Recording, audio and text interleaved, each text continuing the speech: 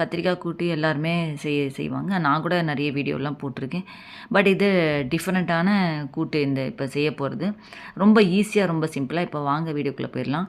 First பார்த்திங்கன்னா கத்திரிக்காய் வந்து ஒரு 1/2 கிலோ கத்திரிக்காய் நல்லா கட் பண்ணி எடுத்து வச்சுருக்கேன் தண்ணியில் போட்டு. அதில் ஒரு பாசிப்பருப்பு பார்த்திங்கன்னா ஒரு 1/2 கப்பு பாசிப்பருப்பு, கடலைப்பருப்பு வந்து ஒரு 1/4 கப்பு கடலைப்பருப்பு, மஞ்சப்பொடி ஒரு 1/4 ஸ்பூன் மஞ்சப்பொடி, சாம்பார் பொடி பார்த்திங்கன்னா ஒரு 1 ஸ்பூன் சாம்பார் பொடி, பச்சை மிளகா 2 பச்சை மிளகா சேர்த்துருக்கேன்.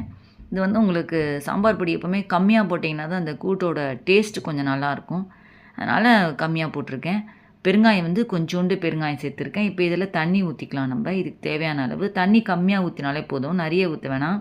ஏன்னா நமக்கு அது வேகும்போது அதுவே தண்ணி கொஞ்சம் விட்டுக்கும். அதனால் தண்ணி கொஞ்சம் கம்மியாக விட்டாலே போதும். இப்போ இது நம்ம குக்கரில் வேக வச்சு எடுத்துகிட்டு வந்துடலாம். ஒரு 5லேருந்து 6 விசிலுக்கு. உப்பு வந்து நான் வேக வைக்கும்